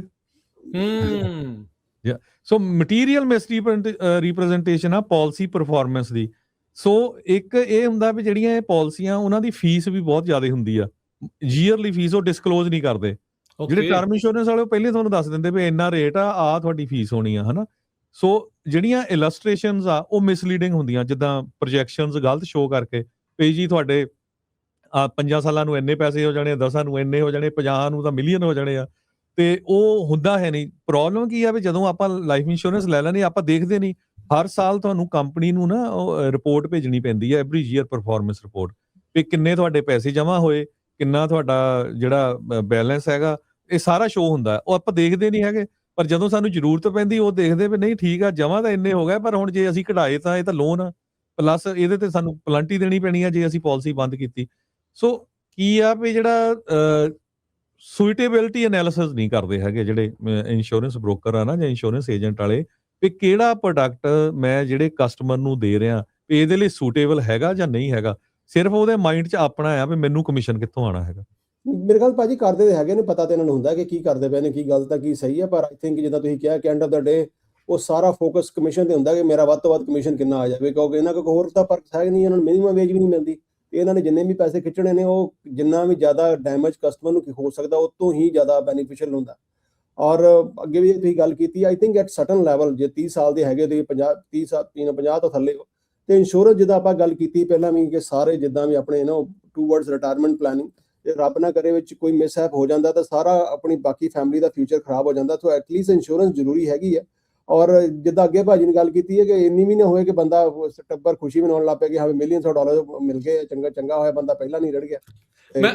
ਮੈਨੂੰ ਨਾ ਕਿਸੇ ਚੁਟਕਲਾ ਚੇਤਾ ਆ ਗਿਆ। ਮੈਂ ਇੱਕ ਆਈ ਥਿੰਕ ਰੈਮਜ਼ੀ ਸ਼ੋ ਆ, ਬੜਾ ਮਸ਼ਹੂਰ ਆ ਜਿਹੜਾ ਫਾਈਨੈਂਸ਼ੀਅਲ ਉਹ ਵਾਲਾ, ਉਹਨੂੰ ਇੱਕ ਕਾਲ ਆਉਂਦੀ, ਕਹਿੰਦਾ ਵੀ ਮੇਰੀ ਨਾ ਲੱਗ ਗਈ ਲੋਟਰੀ ਤੇ ਕਹਿੰਦਾ ਮੈਂ ਆਪਣੇ ਨਿਆਣਿਆਂ ਨੂੰ ਨਹੀਂ ਦੱਸਿਆ ਤੇ ਕਹਿੰਦਾ ਕਾਹਤੇ, ਕਹਿੰਦਾ ਮੈਂ ਨਹੀਂ ਚਾਹੁੰਦਾ ਵੀ ਉਹ ਵੇਟਰ ਬਣ। ਕਹਿੰਦਾ ਵੇਟਰ ਦਾ ਮਤਲਬ, ਕਹਿੰਦਾ ਵੀ ਵੇਟ ਕਰਨ ਵੀ ਕਦੋਂ ਮਰਨ ਤੇ ਕਦੋਂ ਮੈਨੂੰ ਪੈਸੇ ਮਿਲਣ।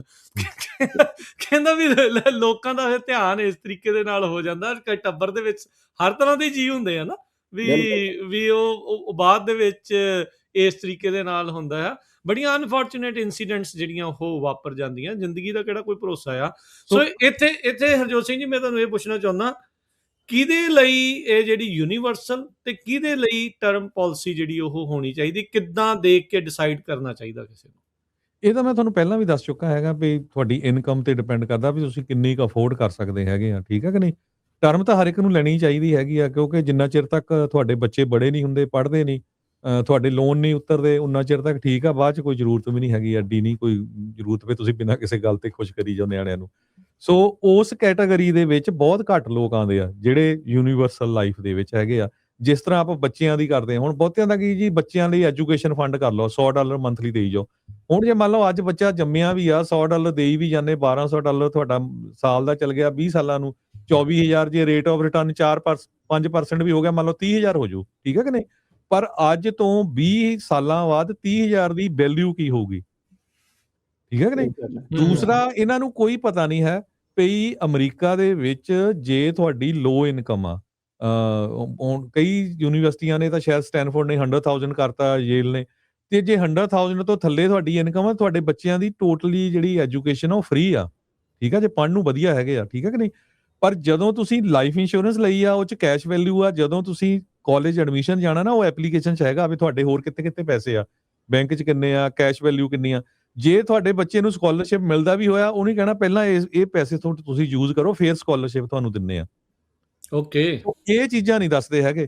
ਸੋ ਜਿਹੜਾ ਬੰਦਾ ਤਾਂ ਠੀਕ ਆ, ਰਿਚ ਆ, ਫਾਈਨੈਂਸ਼ੀਅਲੀ ਗੁੱਡ ਆ, ਜਿਹਨੂੰ ਪਤਾ ਵੀ ਬਣਾ ਰਿਹਾ $5 ਲੱਖ ਈਅਰਲੀ, ਉਹ ਤਾਂ ਜਿੰਨੀ ਮਰਜ਼ੀ ਨਿਆਣਿਆਂ ਦੀ ਐਜੂਕੇਸ਼ਨ ਫੰਡ ਲੈ ਲੈ, ਉਹਨੂੰ ਪਤਾ ਵੀ ਉਹਨੂੰ ਸਕਾਲਰਸ਼ਿਪ ਨਹੀਂ ਮਿਲਣੇ, ਕਿਉਂਕਿ ਉਹ ਹਾਈ ਜਿਹੜਾ ਬ੍ਰੈਕਟ ਆ ਉਹਦੇ ਵਿੱਚ ਹੈਗਾ। ਪਰ ਜਿਹੜੇ ਮੈਜੋਰਟੀ, ਜਿੱਦਾਂ ਮੈਂ ਤੁਹਾਨੂੰ ਦੱਸਦਾ ਵੀ 70-80% 100,000 ਤੋਂ ਥੱਲੇ ਵਾਲੇ ਹੀ ਆ, ਸੋ ਉਹਨਾਂ ਨੂੰ ਤਾਂ ਬਹੁਤ ਚਾਂਸ ਹੁੰਦੇ ਆ ਬੱਚਿਆਂ ਨੂੰ ਸਕਾਲਰਸ਼ਿਪ ਮਿਲਣ ਦੇ, ਕਿੰਨੇ ਲੋਨ ਮਿਲਦੇ ਹੈਗੇ ਆ, ਫਾਈਨੈਂਸ਼ੀਅਲ ਏਡ ਜਿਹੜੀ ਹੁੰਦੀ ਆ। ਬਿਲਕੁਲ। ਸੋ ਮੈਂ ਹਰਜੀਤ ਭਾਜੀ ਚ ਹੋਰ ਕੁਐਸਚਨ ਪੁੱਛਾਂਗਾ, ਜਿੱਦਾਂ ਆਪਾਂ ਗੱਲ ਕਰਦੇ ਨੇ, ਖਾਸ ਕਰਕੇ ਜੇ ਮੰਨ ਲਓ ਕਿਸੇ ਦਾ ਘਰ ਹੈ, ਫੋਰ ਐਗਜ਼ਾਮਪਲ ਸਿੰਪਲ ਰੱਖੀਏ ਕਿ $1 ਮਿਲੀਅਨ ਦਾ ਘਰ ਆ ਤੇ ਐਟਲੀਸਟ ਉਹਨਾਂ ਦਾ ਆਊਟਸਟੈਂਡਿੰਗ ਡੈਟ ਜੇ ਮੰਨ ਲਓ ਕਿ 7 ਲੱਖ ਕਰਜ਼ਾ ਅੱਜ ਖੜਾ ਸਿਰ ਦੇ ਉੱਤੇ, ਤੇ ਹੋਰ ਨਾ ਕੁਝ ਹੋਏਗਾ, ਬੰਦਾ ਕੱਲ ਨੂੰ ਕਿਤੇ ਕੋਈ ਅਭੀ ਨਬੀ ਹੋ ਜਾਂਦੀ ਹੈ ਤੇ ਐਟਲੀਸਟ ਘਰ ਤੇ ਉਹਨਾਂ ਦਾ ਪੇ ਆਫ ਹੋਈ ਜਾਂ ਉਹਨਾਂ ਦੀ 2-3-4 ਸਾਲ ਜਿਹੜਾ ਉਹਨਾਂ ਦੀ ਲਾਈਫ ਜਿਹੜੀ ਆ ਉਹ ਚੱਲ ਸਕੇ, ਬਜਾਏ ਉਹਦੇ ਕਿ ਇੱਕੋ ਟਾਈਮ ਸ਼ੌਕ ਚ ਆ ਜਾਣ। ਸੋ ਜੇ ਮੰਨ ਲਓ ਕਿਸੇ ਦਾ $1 ਮਿਲੀਅਨ ਦਾ ਘਰ ਹੈ ਤੇ 7-8 ਲੱਖ ਦਾ ਲੋਨ ਆਊਟਸਟੈਂਡਿੰਗ ਹੈ, ਜਾਂ ਹੋਰ 2-3 ਕਾਰਾਂ ਵੀ ਹੈਗੀਆਂ, ਤੇ ਕਿੰਨੀ ਕੁ ਉਹਨਾਂ ਨੂੰ ਪਾਲਿਸੀ, ਉਹਨਾਂ ਨੂੰ ਘਰ ਦੀ ਮੌਰਗੇਜ ਇੰਸ਼ੋਰੈਂਸ ਲੈਣੀ ਚਾਹੀਦੀ ਹੈ ਜਾਂ ਲਾਈਫ ਇੰਸ਼ੋਰੈਂਸ ਲੈਣੀ ਚਾਹੀਦੀ ਹੈ, ਵਿਚ ਇਜ਼ ਬੈਟਰ ਆਪਸ਼ਨ? ਨਹੀਂ, ਮੌਰਗੇਜ ਇੰਸ਼ੋਰੈਂਸ ਤਾਂ ਨਹੀਂ ਮੈਂ ਰਿਕਮੈਂਡ ਕਰਦਾ, ਕਿਉਂਕਿ ਮੌਰਗੇਜ ਇੰਸ਼ੋਰੈਂਸ ਦਾ ਉਹ ਤੁਹਾਨੂੰ ਫਲਾਇਰ ਆਉਂਦੇ ਰਹਿੰਦੇ ਜਦੋਂ ਤੁਸੀਂ ਲੋਨ ਲੈਂਦੇ ਆ। ਉਹ ਮੌਰਗੇਜ ਇੰਸ਼ੋਰੈਂਸ ਦਾ ਮਤਲਬ ਕੀ ਆ, ਉਹ ਸਿਰਫ ਮੌਰਗੇਜ ਹੀ ਕਵਰ ਹੋਣੀ ਆ ਤੁਹਾਡੀ, ਹਨਾ, ਤੇ ਮੌਰਗੇਜ ਘਟਦੀ ਜਾਣੀ ਆ। ਜਦੋਂ ਤੁਸੀਂ ਘਰ ਲਿਆ, ਮੰਨ ਲਓ ਵੀ ਉਹ 7 ਲੱਖ ਦਾ ਲੋਨ ਸੀ, 5 ਸਾਲਾਂ ਨੂੰ ਉਹ 6 ਦਾ ਰਹਿ ਗਿਆ, ਹਨਾ, 10 ਨੂੰ ਉਹ 5 ਦਾ ਰਹਿ ਗਿਆ, ਠੀਕ ਹੈ ਕਿ ਨਹੀਂ। ਪਰ ਲਾਈਫ ਇੰਸ਼ੋਰੈਂਸ ਦਾ ਅਮਾਊਂਟ ਸੇਮ ਰਹਿਣਾ। ਪਲੱਸ ਲਾਈਫ ਇੰਸ਼ੋਰੈਂਸ ਚਾਹੇ ਤੁਸੀਂ ਮੌਰਗੇਜ ਪੇ ਆਫ ਲਈ ਕਰ ਲਓ, ਚਾਹੇ ਤੁਸੀਂ ਹੋਰ ਕੰਮ ਲਈ ਯੂਜ਼ ਕਰਨੀ ਆ, ਉਹ ਤੁਸੀਂ ਵਰਤ ਸਕਦੇ ਹੈਗੇ ਆ। ਸੋ ਲਾਈਫ ਇੰਸ਼ੋਰੈਂਸ ਗੁੱਡ ਆ। ਜੇ ਮੰਨ ਲਓ ਜਿੱਦਾਂ ਤੁਸੀਂ ਕਹਿੰਦੀ ਆ ਵੀ 7 ਲੱਖ ਦਾ ਲੋਨ ਆ, ਤੇ ਫਿਰ ਉਹਦੇ ਡਿਪੈਂਡ ਕਰਦਾ ਤੁਹਾਡੇ ਬੱਚਿਆਂ ਦੀ ਕਿੰਨੀ ਕੁ ਏਜ ਆ, ਠੀਕ ਹੈ ਕਿ ਨਹੀਂ। ਜੇ ਬੱਚੇ ਤਕੜੇ ਆ, ਯੂਨੀਵਰਸਿਟੀ ਜਾਣ ਵਾਲੇ ਆ, ਜਾਂ ਬੱਚੇ ਤੁਹਾਡੇ ਪੜ੍ਹ ਗਏ ਹੈਗੇ ਆ, ਫਿਰ ਬੱਚਿਆਂ ਦੀ ਐਜੂਕੇਸ਼ਨ ਤੇ ਤੁਹਾਡਾ ਬਾਹਲਾ ਖਰਚਾ ਨਹੀਂ ਹੋਣਾ ਹੈਗਾ, ਹਨਾ। ਸੋ ਉਹ ਸਾਰਾ ਕੁਝ ਦੇਖਣਾ ਪੈਣਾ। ਪਰ ਜੇ 700,000 ਆ, ਬੱਚੇ 2 ਹੈਗੇ ਆ, ਛੋਟੇ ਆ, ਉਹਨਾਂ ਨੂੰ ਘੱਟੋ ਘੱਟ $1 ਮਿਲੀਅਨ ਦੀ ਤਾਂ ਚਾਹੀਦੀ ਹੈਗੀ ਨਾ ਇੰਸ਼ੋਰੈਂਸ, ਠੀਕ ਆ ਕਿ ਨਹੀਂ? ਸੋ ਉਹ ਤੁਸੀਂ ਦੇਖੋ ਵੀ ਤੁਸੀਂ ਲੈਣੀ ਕਿੰਨੇ ਸਾਲਾਂ ਦੀ। ਜੇ 10 ਸਾਲਾਂ ਦੇ ਬੱਚੇ ਆ, ਮੇਬੀ 20 ਸਾਲਾਂ ਦੀ ਲੈ ਲਓ ਟਰਮ ਇੰਸ਼ੋਰੈਂਸ, ਠੀਕ ਆ ਕਿ ਨਹੀਂ? ਜੇ 1 ਸਾਲ ਦਾ ਮੇਬੀ 30 ਸਾਲ ਦੀ ਜਾਂ 40 ਸਾਲ ਦੀ ਟਰਮ ਲੈ ਲਓ। ਸੋ ਇਹ ਚੀਜ਼ਾਂ ਤੁਸੀਂ ਕਲਾਇੰਟ ਨਾਲ ਡਿਸਕਸ ਕਰਕੇ ਵੀ ਕਲਾਇੰਟ ਲਈ ਕਿਹੜੀ ਚੀਜ਼ ਬੈਟਰ ਰਹਿਣੀ ਆ, ਉਹ ਕਰਨੀ ਚਾਹੀਦੀ ਹੈਗੀ ਆ। ਇੱਕ ਚੀਜ਼ ਮੈਂ ਹਰਜੋਤ ਭਾਜੀ ਹੋਰ ਦੇਖੀ ਆ, ਖਾਸ ਕਰਕੇ ਆਪਣੇ ਇਹਨਾਂ ਦੇ ਏਜੰਟਸ ਦੇ ਵਿੱਚ, ਜਿਹੜੇ ਏਜੰਟ ਨਹੀਂ ਕੀਤੇ, ਤੁਹਾਨੂੰ ਗੱਲ ਕੀਤੀ ਹੈ ਕਿ ਆਪਣੇ ਆਪ ਹੀ ਸਾਰੇ ਪਾਸੇ ਆ ਗਰੁੱਪਸ ਜਿਹੜੇ ਛੋਟੀ ਛੋਟੀ ਕੰਪਨੀ 'ਚ ਕੰਮ ਕਰਦੇ ਨੇ, ਕੰਪਨੀਆਂ ਤਾਂ ਵੱਡੀਆਂ ਨੇ ਪਰ ਕੰਮ ਛੋਟੇ ਛੋਟੇ ਕਰਦੇ ਨੇ। ਪਰ ਜੇ ਇਹਦੇ ਵਿੱਚ ਕਈ ਵਾਰ ਨਾ ਕਾਲ ਕਰਨਗੇ, ਆਪਣੇ ਕਹਿਣਗੇ ਕਿ ਹਾਂਜੀ ਮੈਨੂੰ ਕਾਲ ਕਰਨੀ ਹੈ, ਤੁਸੀਂ ਮੇਰਾ ਨੰਬਰ ਦੇ ਦਿਓ। ਝੂਠ ਸੱਚ ਬਹੁਤ ਬੋਲਦੇ ਨੇ, ਬੁਲਵਾਉਂਦੇ ਨੇ। ਉਹ ਝੂਠ ਸੱਚ ਬੋਲ ਕੇ ਜਿਹੜੀ ਇੰਸ਼ੋਰੈਂਸ ਲਈ ਹੁੰਦੀ, ਉਹ 'ਚ ਰਿਸਕ ਹੁੰਦਾ ਕਿ ਹਾਂ ਵੀ ਕੱਲ੍ਹ ਨੂੰ ਜੇ ਪਤਾ ਲੱਗ ਜਾਏ ਬਾਅਦ ਵਿੱਚ ਕਿਸੇ ਨੂੰ ਕੋਈ ਹੈਲਥ ਕੰਡੀਸ਼ਨ ਨਹੀਂ, ਜਾਂ ਕੋਈ ਹੋਰ ਝੂਠ ਬੋਲਿਆ, ਉਹ ਫਿਰ ਜਿਹੜੀ ਪ੍ਰੀਮੀਅਮ ਹੈ ਉਹ ਡਿਨਾਈ ਵੀ ਹੋ ਸਕਦਾ ਉਹਦੇ 'ਚ। ਕਿਤੇ ਇੱਕ ਵਾਰੀ ਫੇਰ ਰਿਪੀਟ ਕਰਿਓ। ਮੈਂ ਕਿਹਾ ਮੰਨ ਲਓ ਕਿਸੇ ਨੇ ਝੂਠ ਸੱਚ ਬੋਲ ਕੇ ਇੰਸ਼ੋਰੈਂਸ ਲੈ ਲਈ, ਕਿਉਂਕਿ ਜਿਹੜੇ ਏਜੰਟਸ ਨੇ ਕਈ ਵਾਰ ਝੂਠ ਸੱਚ ਬੁਲਵਾਉਂਦੇ ਨੇ ਬਹੁਤ ਜ਼ਿਆਦਾ। ਹਾਂਜੀ ਬਿਲਕੁਲ। ਜੇ ਕਈ ਵਾਰੀ ਕੀ ਹੁੰਦਾ ਵੀ ਜੇ ਤੁਸੀਂ ਮਿਸ ਰਿਪਰੈਜ਼ੈਂਟੇਸ਼ਨ ਕੀਤੀ, ਮੈਂ ਦੱਸਦਾ ਤੁਹਾਨੂੰ, ਕਰ ਰਹੇ ਆ ਬਹੁਤ ਸਾਰੇ। ਜੀ ਮੈਨੂੰ ਕਾਲਾਂ ਆਉਂਦੀਆਂ, ਕਿਉਂਕਿ ਪ੍ਰੋਬਲਮ ਕੀ ਆ ਵੀ ਬਹੁਤ ਸਾਰੀਆਂ ਜਿਹੜੀਆਂ ਲਾਈਫ ਇੰਸ਼ੋਰੈਂਸ ਕੰਪਨੀਆਂ ਨਾ, ਉਹ ਸਿਰਫ ਜਿਹਨਾਂ ਕੋਲ ਗ੍ਰੀਨ ਕਾਰਡ ਆ, ਜਿਹਨਾਂ ਕੋਲ ਸਿਟੀਜ਼ਨ ਆ, ਉਹਨਾਂ ਨੂੰ ਦਿੰਦੀਆਂ ਹੈਗੀਆਂ ਲਾਈਫ ਇੰਸ਼ੋਰੈਂਸ, ਠੀਕ ਆ ਕਿ ਨਹੀਂ? ਜੇ ਤੁਹਾਡੇ ਕੋਲ ਵਰਕ ਪਰਮਿਟ, ਉਹ ਨਹੀਂ ਦਿੰਦੀਆਂ, ਠੀਕ ਆ। ਉਹ ਸੋਚਦੀਆਂ ਵੀ ਜਾਂ ਤੁਸੀਂ ਪੋਲੀਟੀਕਲ ਅਸਾਈਲਮ ਤੇ ਆ, ਉਹ ਸੋਚਦੀਆਂ ਵੀ ਜੇ ਤੁਹਾਡਾ ਕੇਸ ਡਿਸਮਿਸ ਹੋ ਗਿਆ, ਤੁਸੀਂ ਵਾਪਸ ਉਸ ਮੁਲਕ ਨੂੰ ਚਲ ਗਏ, ਉਸ ਮੁਲਕ ਦੇ ਵਿੱਚ ਕਿੰਨੀ ਕੁ ਅਨਸਰਟਨਟੀ ਹੈਗੀ ਆ। ਮੰਨ ਲਓ ਵੀ ਅਫਗਾਨਿਸਤਾਨ ਦਾ ਬੰਦਾ ਆ, ਹਨਾ, ਇੱਥੇ ਆ ਉਹ ਵਰਕ ਪਰਮਿਟ ਤੇ, ਉਹਦਾ ਵਰਕ ਪਰਮਿਟ ਕੈਂਸਲ ਹੋ ਜਾਂਦਾ, ਪਰ ਲਾਈਫ ਇੰਸ਼ੋਰੈਂਸ ਹੁਣ 30 ਸਾਲਾਂ ਦੀ ਲੈ ਲਈ, ਮੁੜ ਕੇ ਉਹ ਅਫਗਾਨਿਸਤਾਨ ਚਲ ਗਿਆ, ਤੇ ਅਫਗਾਨਿਸਤਾਨ ਦੇ ਵਿੱਚ ਤਾਂ ਬਹੁਤ ਰੌਲਾ ਰੱਪਾ ਆ, ਤੇ ਉੱਥੇ ਬੰਦੇ ਦੇ ਮਰਨ ਦੇ ਜ਼ਿਆਦਾ ਚਾਂਸ ਆ। ਸੋ ਲਾਈਫ ਇੰਸ਼ੋਰੈਂਸ ਵਾਲੇ ਤਾਂ ਲੂਜ਼ ਕਰੂਗੇ ਮਨੀ। ਸੋ ਉਹ ਕਈ ਵਾਰੀ ਕੀ ਆ, ਏਜੰਟ ਉਹ ਪਤਾ ਹੀ ਨਹੀਂ ਕਸਟਮਰ ਨੂੰ, ਤੁਸੀਂ ਐਪਲੀਕੇਸ਼ਨ ਭਰੀ ਆ, ਉੱਤੇ ਸਿਟੀਜ਼ਨ ਹੀ ਭਰੀ ਜਾਂਦੇ ਸਾਰਿਆਂ ਨੂੰ, ਵੀ ਆ ਵੀ ਸਿਟੀਜ਼ਨ, ਆ ਵੀ ਸਿਟੀਜ਼ਨ ਆ। ਉਹ ਹੋਣਾ ਕੀ ਆ ਵੀ ਜੇ ਵਿਦਿਨ 2 ਈਅਰ ਚ ਜਿਹੜਾ ਕੰਟੈਸਟੇਬਲ ਜਿਹੜਾ ਟਾਈਮ ਹੁੰਦਾ ਹੈਗਾ ਆ, 2 ਸਾਲਾਂ ਦੇ ਵਿੱਚ ਜੇ ਬੰਦੇ ਦੀ ਡੈਥ ਹੋ ਜਾਂਦੀ ਆ, ਤੇ ਉਹ ਇੰਸ਼ੋਰੈਂਸ ਕੰਪਨੀਆਂ ਪੂਰਾ ਵੈਰੀਫਾਈ ਕਰਦੀਆਂ। ਜੇ ਉਹਦੇ ਵਿੱਚ ਉਹਨਾਂ ਨੂੰ ਲੱਗਾ ਵੀ ਹਾਂ ਇਹ ਬੰਦੇ ਨੇ, ਬੰਦਾ ਤਾਂ ਸੀ ਵਰਕ ਪਰਮਿਟ ਤੇ, ਜਾਂ ਉਹਦਾ ਸਟੇਟਸ ਸਿਟੀਜ਼ਨ ਨਹੀਂ ਸੀ, ਉਹਨੇ ਐਪਲੀਕੇਸ਼ਨ ਤੇ ਸਿਟੀਜ਼ਨ ਲਿਖਿਆ, ਤੇ ਉਹ ਕਲੇਮ ਡਿਨਾਈ ਕਰ ਸਕਦੀਆਂ ਆ। ਕੱਲਾ ਇਹ ਨਹੀਂ ਆ, ਤਾਂ ਫਿਰ ਤਾਂ ਇਮੀਗ੍ਰੇਸ਼ਨ 'ਚ ਵੀ ਹੋਣਾ ਵੀ ਇਹ ਝੂਠ ਬੋਲਿਆ ਇਹਨਾਂ ਨੇ, ਉਹਦੇ ਵਿੱਚ ਉਹ ਡਿਫਰੈਂਟ ਜਿਹੜਾ ਐਂਗਲ ਆ ਜਾਂਦਾ ਫਿਰ। ਜੀ ਬਿਲਕੁਲ। ਸੋ ਉਹ ਕੱਲਾ ਇਹ ਨਹੀਂ, ਇੱਦੇ ਮੈਡੀਕਲ ਦਾ ਆ ਵੀ ਮੰਨ ਲਓ ਵੀ ਤੁਹਾਡੇ ਕੋਲ ਕੋਈ ਨਾ ਕੋਈ ਮੈਡੀਕਲ ਇਸ਼ੂ ਆ, ਤੇ ਤੁਸੀਂ ਡਿਸਕਲੋਜ਼ ਨਹੀਂ ਕੀਤਾ, ਤੇ ਉਹ ਤੁਸੀਂ ਇੰਸ਼ੋਰੈਂਸ ਲੈ ਲਈ, ਤੇ ਵਿਦਿਨ 2 ਈਅਰ ਤੁਹਾਡੀ ਜੇ ਡੈਥ ਹੋ ਗਈ, ਤੇ ਉਹ ਨਹੀਂ ਫਾਈਂਡ ਆਊਟ ਕਰ ਲਿਆ ਵੀ ਹਾਂ ਇਹ ਤਾਂ ਇਹਦੇ ਕੋਲ ਪ੍ਰੀ ਐਗਜ਼ਿਸਟਿੰਗ ਕੰਡੀਸ਼ਨ ਸੀ, ਤੇ ਇਹਨ ਡਿਸਕਲੋਜ਼ ਨਹੀਂ ਕੀਤਾ, ਤੇ ਉਹ ਕਲੇਮ ਡਿਨਾਈ ਹੋਊਗਾ। ਇਹਦੇ ਚ ਇਹ ਕਈ ਸੋਚੂਗੇ ਵੀ ਇਹ ਕਿੱਦਾਂ ਹੋ ਗਿਆ ਵੀ ਮੈਡੀਕਲ ਕੰਡੀਸ਼ਨ ਪਤਾ ਨਹੀਂ। ਮੰਨ ਲਓ ਵੀ 30 ਸਾਲਾਂ ਦਾ ਬੰਦਾ ਆ, ਜਾਂ ਮੰਨ ਲਓ ਮੈਂ ਹੀ ਆ ਵੀ ਮੈਂ ਪੰਜਾਬ ਤੋਂ ਇੱਥੇ ਆਏ ਨੂੰ ਮੈਨੂੰ 6 ਮਹੀਨੇ ਹੋਏ, ਪਰ ਮੈਨੂੰ ਡਾਇਬਟੀਜ਼ ਆ, ਮੇਰੇ ਕੋਲ ਹਾਈ ਬਲੱਡ ਪ੍ਰੈਸ਼ਰ ਆ, ਠੀਕ ਆ ਕਿ ਨਹੀਂ? ਪਰ ਅੱਜ ਕੱਲ ਬਹੁਤ ਸਾਰੀਆਂ ਜਿਹੜੀਆਂ ਇੰਸ਼ੋਰੈਂਸ ਕੰਪਨੀਜ਼ ਆ, ਉਹ ਕੀ ਕਰਦੀਆਂ ਆ, ਵਿਦਆਊਟ ਮੈਡੀਕਲ ਵੀ ਲਾਈਫ ਇੰਸ਼ੋਰੈਂਸ ਕਰ ਰਹੀਆਂ ਹੈਗੀਆਂ। ਸੋ ਉਹ ਕੀ ਕਰਦੀਆਂ, ਵਿਦਆਊਟ ਮੈਡੀਕਲ ਦਾ ਮਤਲਬ ਇਹ ਨਹੀਂ ਵੀ ਮੈਡੀਕਲ ਨਹੀਂ ਚੈੱਕ ਕਰਦੀਆਂ, ਉਹ ਇੱਕ ਇਨਫੋਰਮੇਸ਼ਨ ਬਿਊਰੋ ਆ, ਮੈਡੀਕਲ ਇਨਫੋਰਮੇਸ਼ਨ ਬਿਊਰੋ।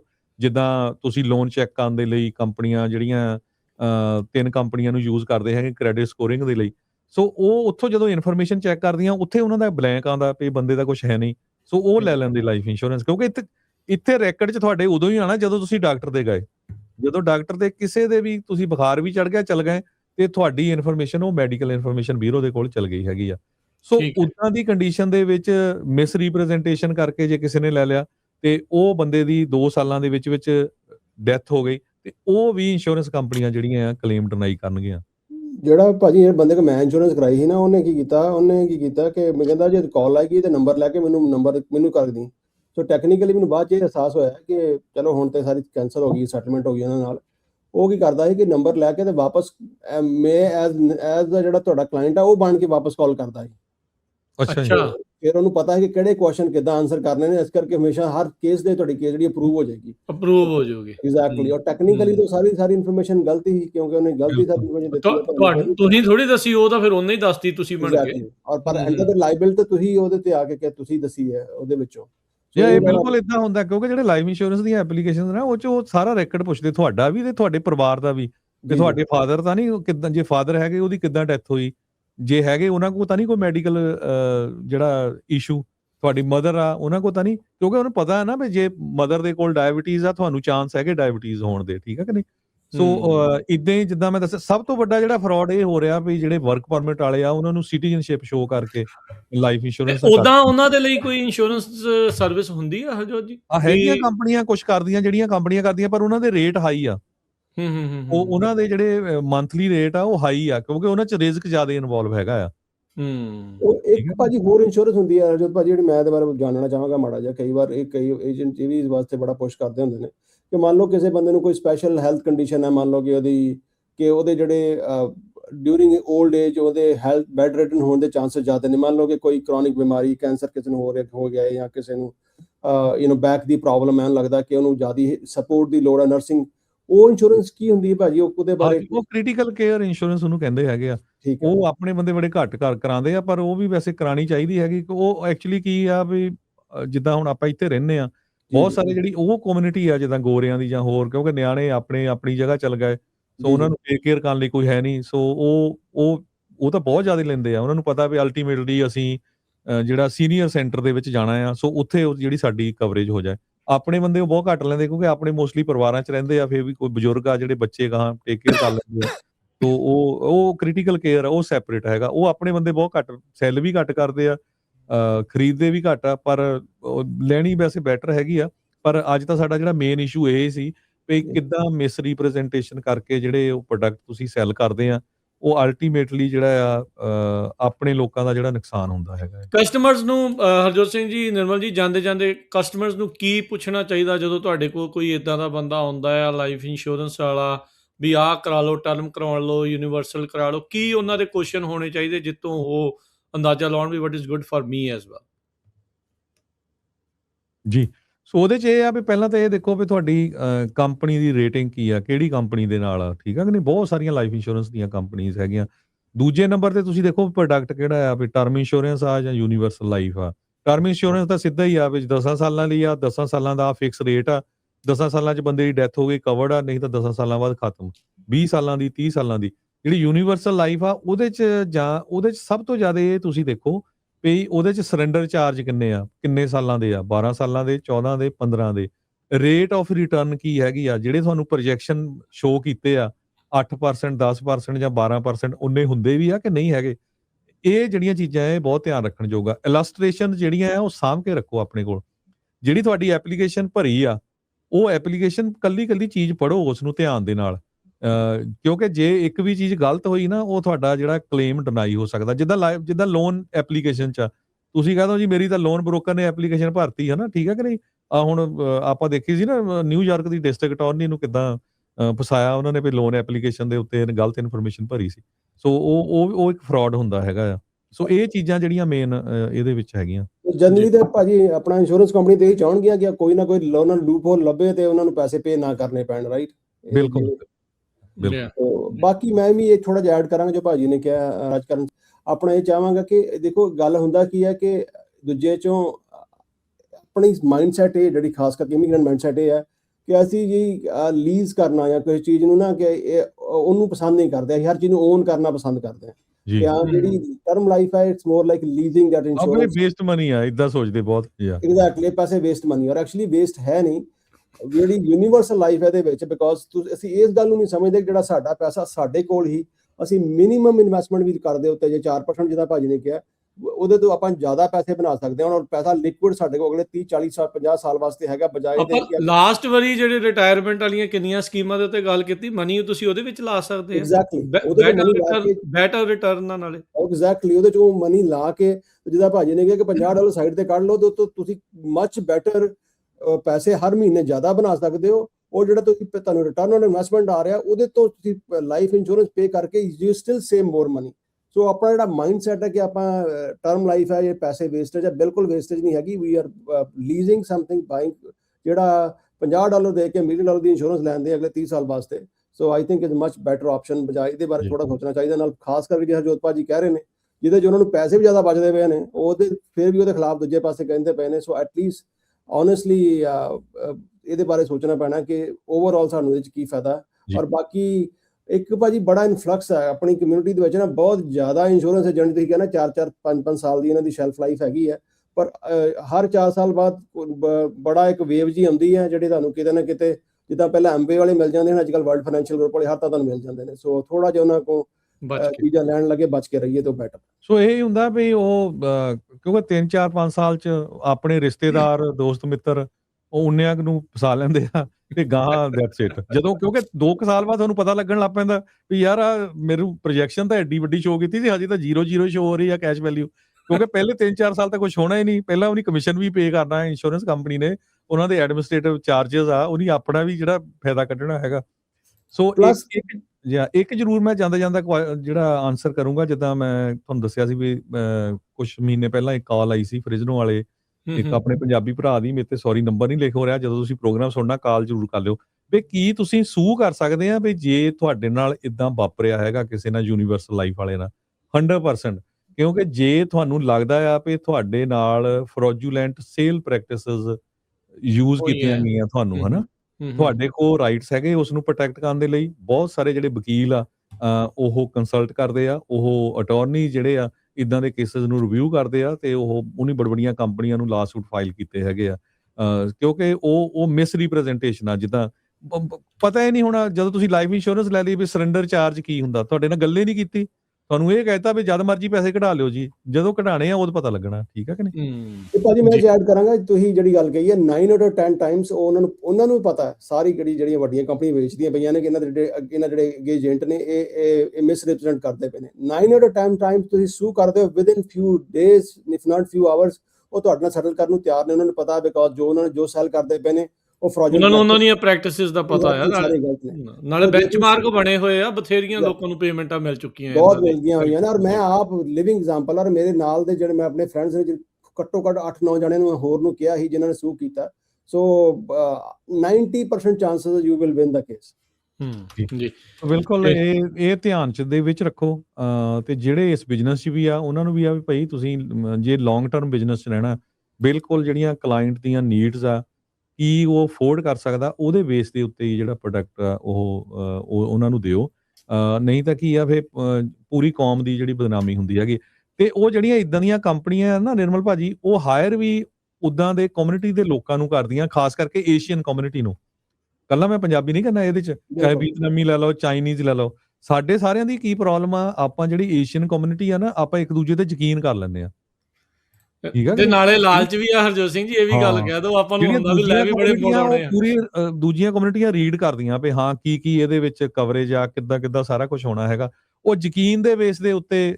ਸੋ ਇਸੇ ਕਰਕੇ ਤੁਸੀਂ ਦੇਖੋਗੇ ਵੀ ਇਦਾਂ ਦੀਆਂ ਕੰਪਨੀਆਂ 'ਚ ਏਸ਼ੀਅਨ ਏਜੰਟ ਬਹੁਤ ਜ਼ਿਆਦਾ ਹੋਊਗੇ, ਬਹੁਤ ਜ਼ਿਆਦਾ। ਬਿਲਕੁਲ ਔਰ ਖਾਸ ਕਰਕੇ ਜਿਹੜਾ ਯੂਨੀਵਰਸਲ ਲਾਈਫ ਵੇਚਣ ਵਿੱਚ ਮੈਨੂੰ ਲੱਗਦਾ ਕਿ 100% ਜਿਹੜੇ ਮੇਰਾ ਐਕਸਪੋਜ਼ਰ ਆਇਆ ਉਹ ਏਸ਼ੀਅਨ ਹੀ ਆਏ ਨੇ, ਔਰ ਇਹੀ ਵੇਚਦੇ ਨੇ ਕਿ ਉਹ ਨਹੀਂ ਜੀ ਤੁਹਾਨੂੰ ਪੈਸੇ ਡਬਲ ਹੋ ਕੇ ਵਾਪਸ ਮਿਲਣੇ ਨੇ। ਉਹ ਜਿਹੜੀ ਮਿਸ ਰਿਪਰੈਜ਼ੈਂਟੇਸ਼ਨ ਹੈ ਉਹਦੇ 'ਚ ਕਿਤੇ ਨਾ ਕਿਤੇ ਆਪਣਾ ਜਿਹੜਾ ਕਮਿਊਨਿਟੀ ਉਹ ਫਸ ਜਾਂਦੀ ਹੈ। ਜੀ ਬਹੁਤ ਬਹੁਤ ਧੰਨਵਾਦ ਦੋਨਾਂ ਦਾ, ਬੜੀ ਮਿਹਰਬਾਨੀ। ਅੱਜ ਜਿਹੜੀ ਆ ਮਾਰਕੀਟ ਪਲਸ ਪ੍ਰੋਗਰਾਮ 'ਚ ਲਾਈਫ ਇੰਸ਼ੋਰੈਂਸ ਦੇ ਬਾਰੇ ਗੱਲਬਾਤ ਕੀਤੀ, ਕਿਹਦੇ ਲਈ ਇਹ ਟਰਮ ਵਧੀਆ ਆ, ਕਿਹਦੇ ਲਈ ਇਨਵੈਸਟਮੈਂਟ ਆ, ਤੇ ਕਿਹੜੀਆਂ ਪ੍ਰੈਕਟਿਸਿਸ ਇਸ ਦੇ ਨਾਂ ਹੇਠਾਂ ਜਿਹੜੀਆਂ ਉਹ ਚੱਲ ਰਹੀਆਂ ਜਿਹਦੇ ਕਰਕੇ ਤੁਸੀਂ ਫਸ ਰਹੇ ਆ, ਮਨੀ ਲੂਜ਼ ਕਰਦੇ ਆ, ਤੇ ਮਿਹਨਤ ਦੀ ਕਮਾਈ ਜਿਹੜੀ ਉਸ ਦੇ ਵਿੱਚ ਤੁਸੀਂ ਲੂਜ਼ ਕਰ ਜਾਂਦੇ ਆ।